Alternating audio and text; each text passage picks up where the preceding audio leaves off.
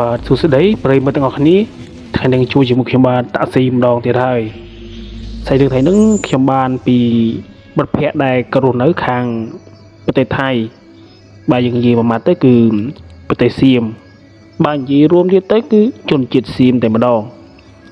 ក៏បានរៀបរាប់ប្រាប់ថាការកាត់ហេតុទាហានថៃដែលបានស្លាប់8200នាក់ហ្នឹងណាសាកសពទាហានថៃជាច្រើននាក់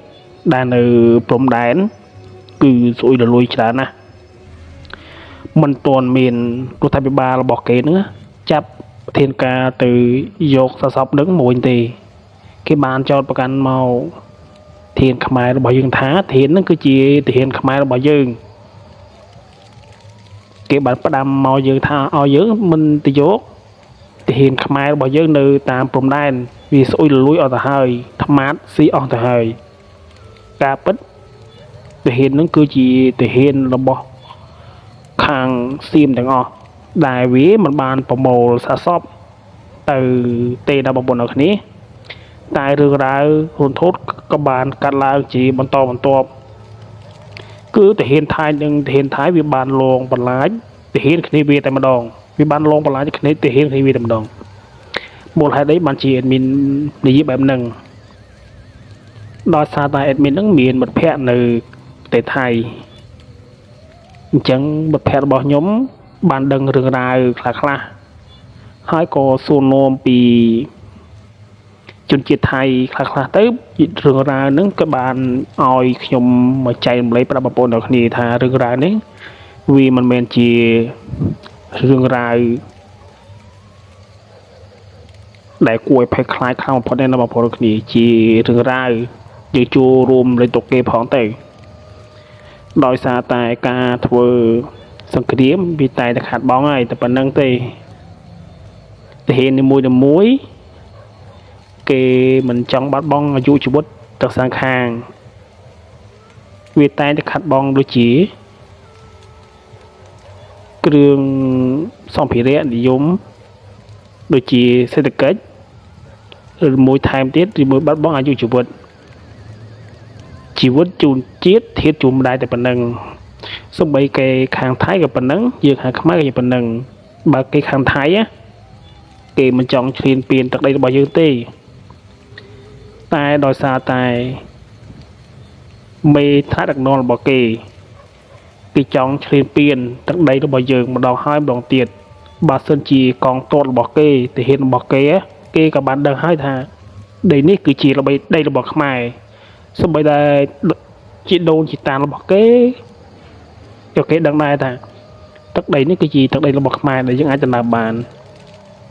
តែថៃវានៅតែដំណើរយើងបន្តដល់រាល់ថ្ងៃរឿងរ៉ាវគឺវាមិនចប់ទេសូម្បីតែសេដ្ឋកិច្ចម្លេះបងប្អូនគ្នាឃើញទេដែលផលិតផលរបស់ថៃវាបាននាំចេញពីប្រទេសវាមិនមែនតិចទេគឺច្រើនណាស់បើយើងនិយាយត្រួសទៅវាចូលជើ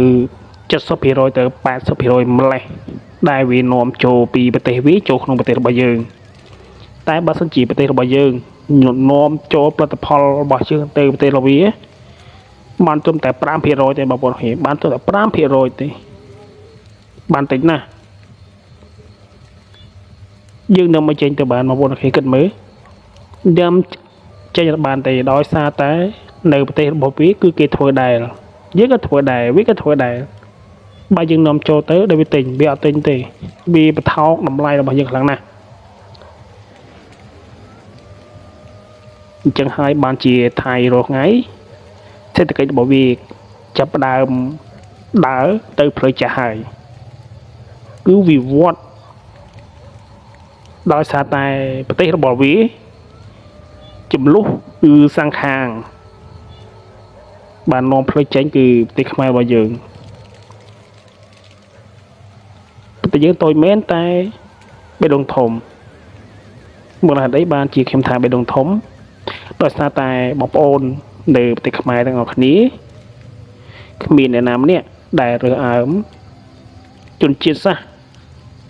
ឬមួយសាសនាឬមួយសាសនាទេចូលចិត្តរាប់ញាតិតែប៉ុណ្ណឹង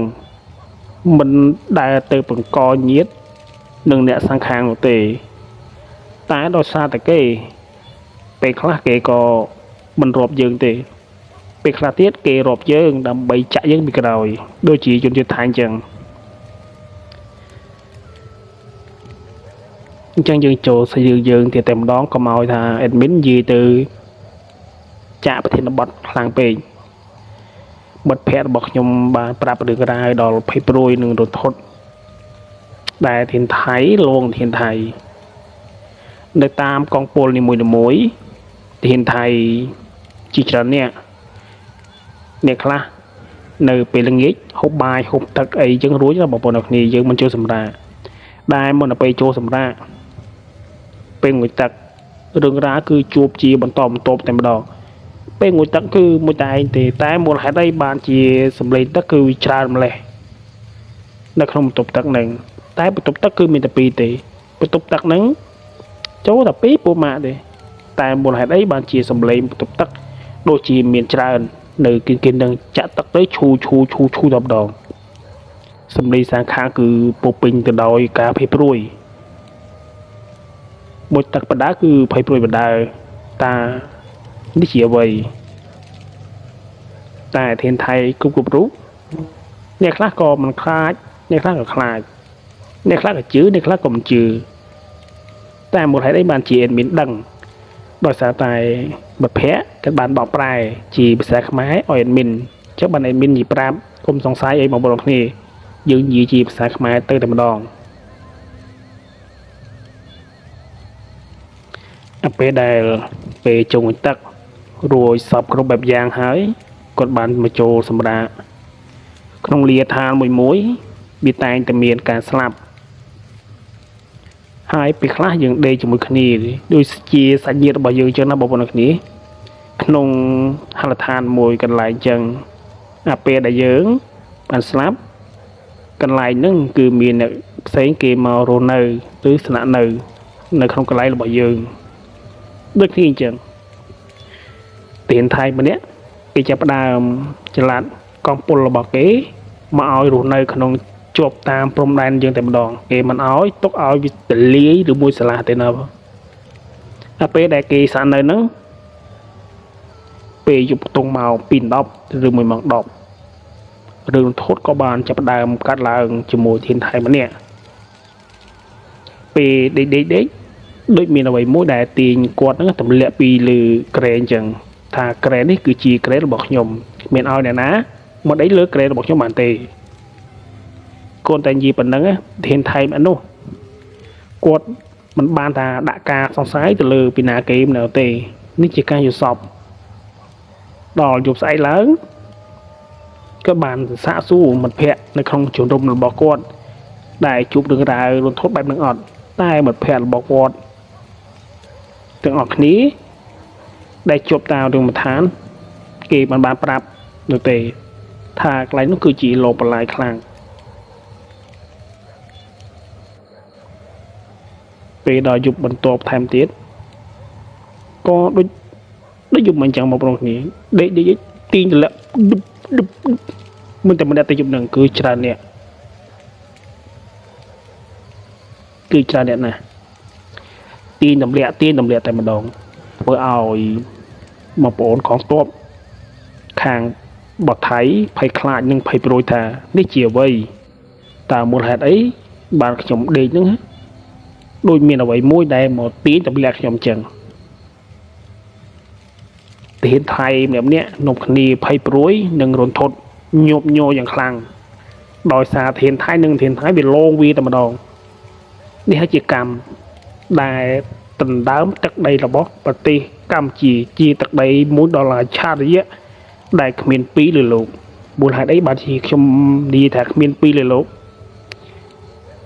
បងប្អូនទៅយល់ឲ្យច្បាស់ថាទឹកដីរបស់យើងគឺជាទឹកដីអឆារយៈ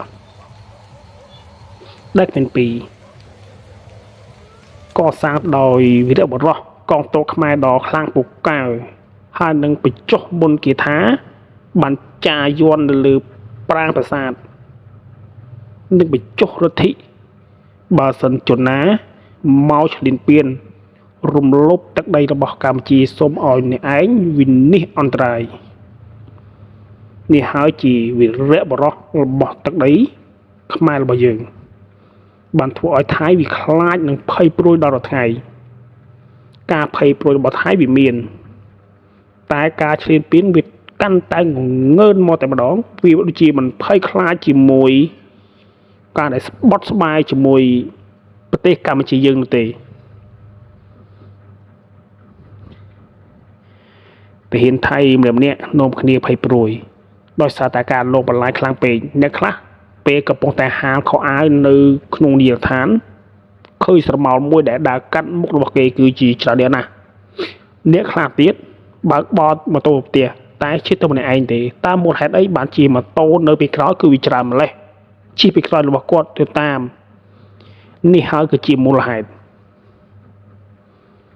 ដែលសាច់ញាតិរបស់គេដែលបានស្លាប់ហ្នឹងគឺអត់ដឹងថាកូនស្លាប់ដោយសារតែ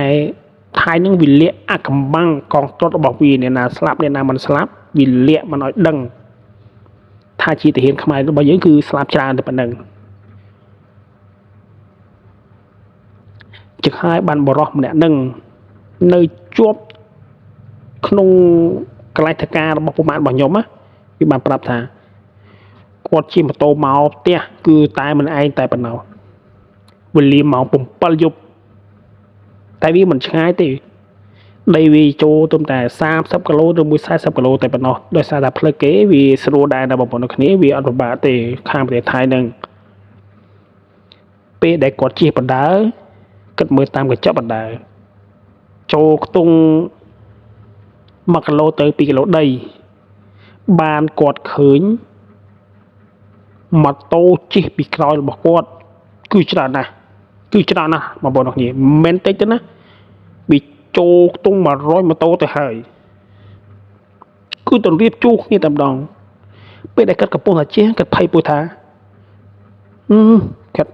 ដូចជាជិះទៅឯងគាត់ខ្លាចចេះមួយចុះមួយណាបងប្អូនគ្នាយើងដឹងយើងជិះមិនឯងវាតែតែមានការភ័យព្រួយហើយតែដល់ពេលចូល3គីឡូឬ4គីឡូចាប់ដើមលិចម៉ូតូម្ដងមួយពីមុនដំបូងគឺជាតែមួយទេណាបងប្អូនគ្នាតែយូរទៅម៉ូតូនឹងមកពីណាទេម៉ូតូទាំងឡាននឹងមកពីណាភ្លើងច្រើនណាស់នៅពីកណ្ដោយខ្នងតើមូលហេតុអីបានជាពួកគេនៅខាងកណ្ដោយខ្នងគេបញ្ជិះវ៉ាទៅមុនទៅមូលហេតុនេះបានជាចាំប្អូនម្នាក់នឹងនៅពីមុខដើម្បីជិះទៅមុខគេ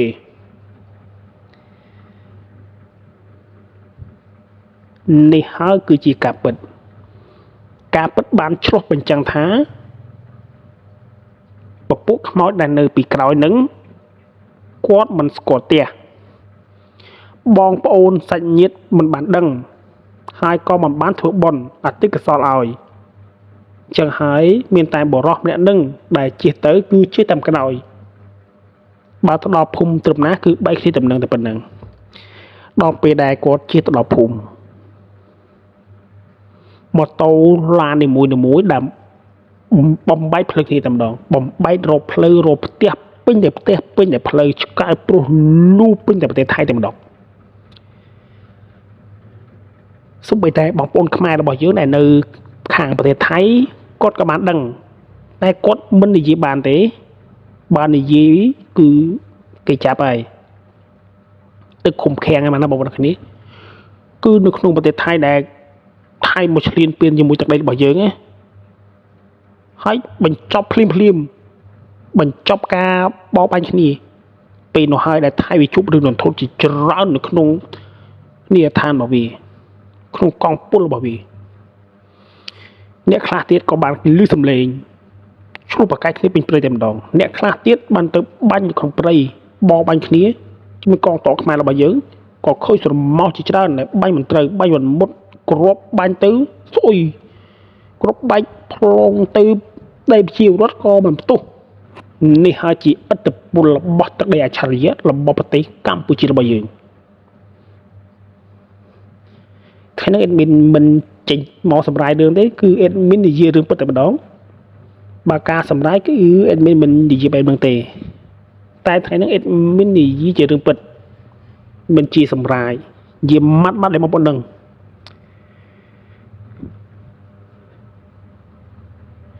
បងប្អូនដែលនៅទៅការនៅប្រទេសថៃអ្នកខ្លះក៏គាត់ជួបរឿងរ៉ាវរន្ធត់អ្នកខ្លះទៀតក៏បញ្ចេញពីរោងងានដែរឆ្កែព្រោះលន់ទៅហឹងពេញប្រទេសថៃតែម្ដងសំបីច្រកឡែមច្រកប៉ោយប៉ែតច្រកក្រុងថេប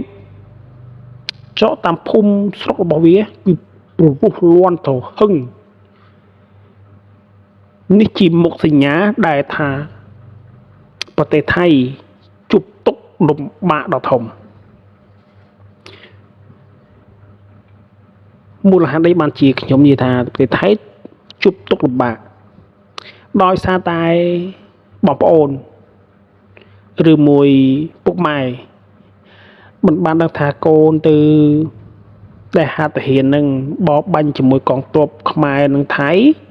ច្បាំងគ្នានឹងស្លាប់ឬមួយមិនស្លាប់យកដឹងទេប្រទេសថៃវាបានលាក់ការសម្ងាត់មិនអោយឆាក់ឆាយព័ត៌មានរបស់វាទេតែលាក់របៀបនេះក៏មិនជាដែរ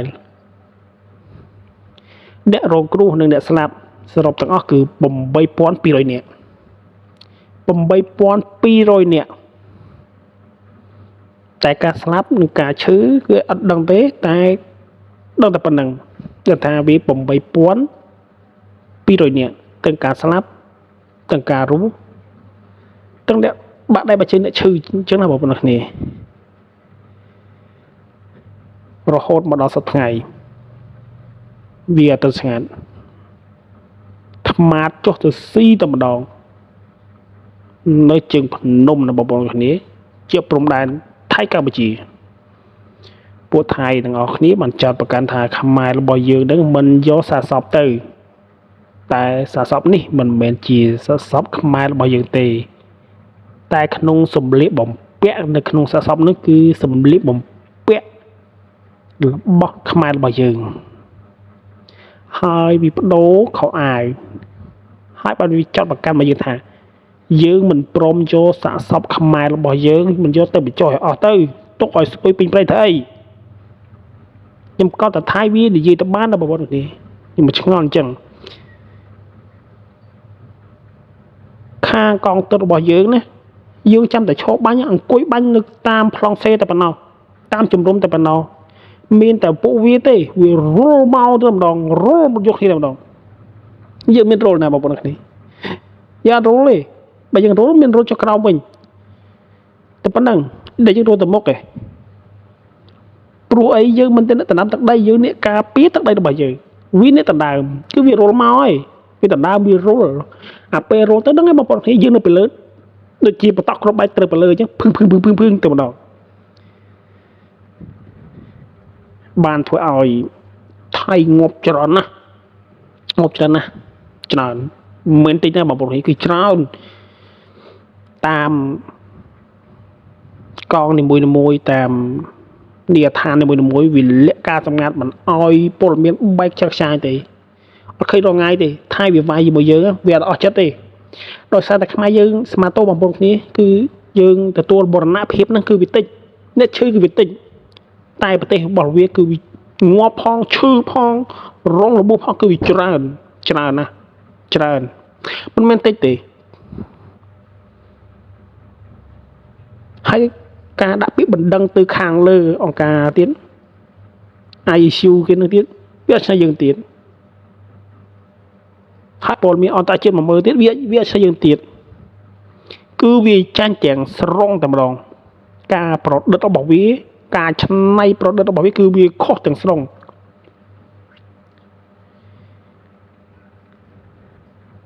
ប្រទេសថៃធ្វើសង្គ្រាមជាមួយខ្មែរវគ្គនេះគឺខាតបង់ខ្លាំងណាស់មិនចំណេញទេ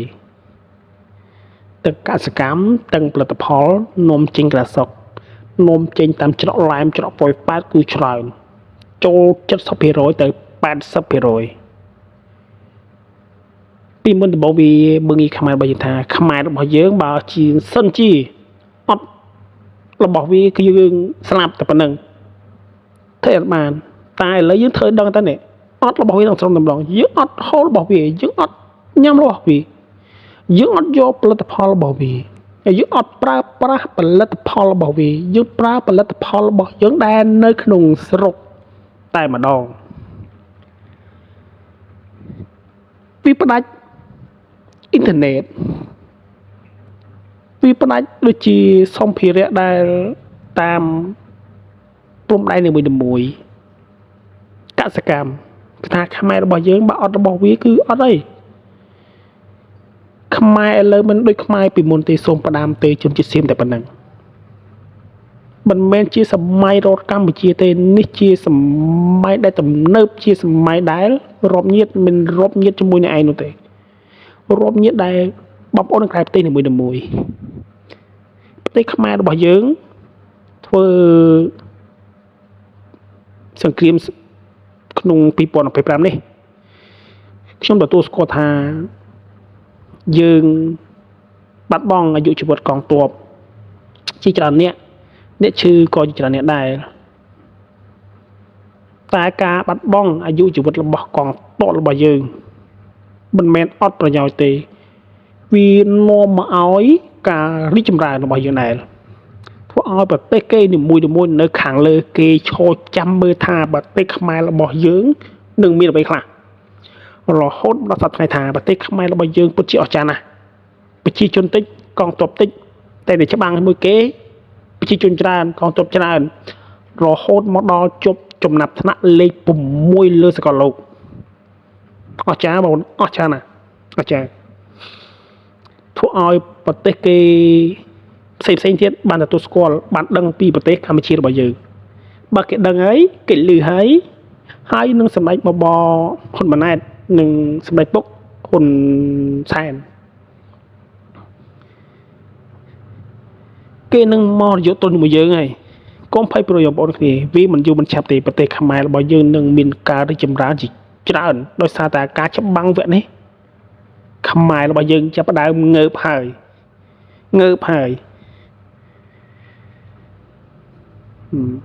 យើងនិយាយតែប៉ុណ្្នឹងទេបងប្អូនគឺវាងើបហើយប៉ុណ្្នឹងហើយហើបងាយជើងចូលសាច់ឌឺយើងទៀតតែម្ដងកុំឲ្យយើងនិយាយចាប់ធានបត់ខ្លាំងពេកទាហានថៃគ្រប់រូបដោយសារតែការលងបន្លាចខ្លាំងពេកអ្នកខ្លះទៀតក៏រត់ប្រទះអ្នកខ្លះទៀតក៏រត់ចោលជំរំអ្នកខ្លះទៀតក៏យំសោកនៅក្នុងជំរំតែម្ដងភ័យខ្លាចបងប្អូនមិនយល់ចឹងទេភ័យខ្លាចថាការលងបន្លាចនេះគឺវានាំការរំធត់មកដល់ទាហានថៃគ្រប់រូបនេះហើយជាការចង់កម្មរបស់អ្នកឯងចង់បានទឹកដីអច្ឆរិយៈរបស់កម្ពុជាពេករហូតមកដល់សប្តាហ៍ថ្ងៃមិនទាន់បាត់ទេណាបងប្អូនគេថាបាត់ណានៅក្នុងនីតិដ្ឋានរបស់ប្រទេសថៃដូចតាមកងពលរបស់ប្រទេសថៃនីមួយៗដែលកំពុងតែស្នាក់នៅមិនទាន់បាត់ទេនៅតែមានជួបឬក៏ដែរលកម្មកុសចឹងតែវាបកកែរៀបចំស្ថានភាពឲ្យល្អប្រសើរថាវាពងតែខ្លាចនោះវាពងរីលួសណែ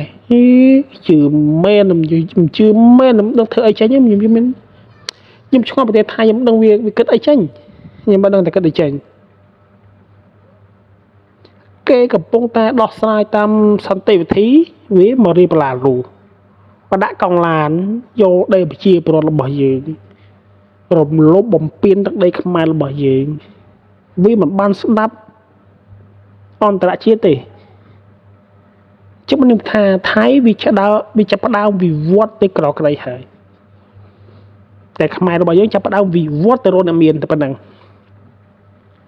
វាអត់យូរទេអញ្ចឹងសាច់រឿងរបស់ខ្ញុំគឺមានតែប៉ុណ្្នឹងទេបងប្អូនគ្នាបើសិនជាបងប្អូនអរគ្នាពេញចិត្តក្នុងវីដេអូរបស់ admin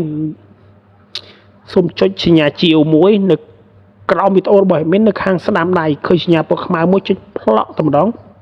admin នឹងមានសាច់រឿងថ្មីបន្ថែមទៀតអរគុណបាយបាយ